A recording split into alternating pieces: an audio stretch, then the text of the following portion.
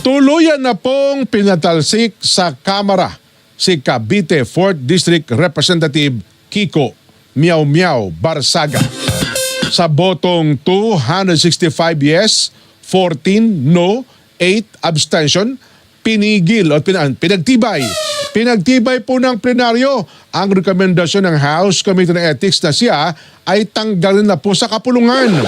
Ayon kay House Ethics Committee Chair J.C. Abalos, napagpasahan nila na tanggalin si Barsaga matapos hindi magbago ang pag-uugali nito sa kabila ng dalawang magkahiwalay na 60-day suspension na walang sweldo.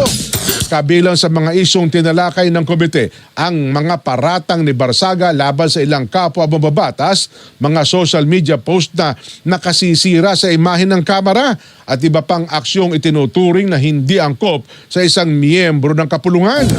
Ang mga naturang gawain ay paglabag sa mga alituntunin ng Kamara at sa tinatakdang Code of Conduct and Ethical Standards for Public Official and Employees. Samantala, kinwestiyon naman ni Navotas Congressman Toby Chanco ang bigat ng kaparusahan at sinabing dapat tumugma ang parusa sa nagawang paglabag.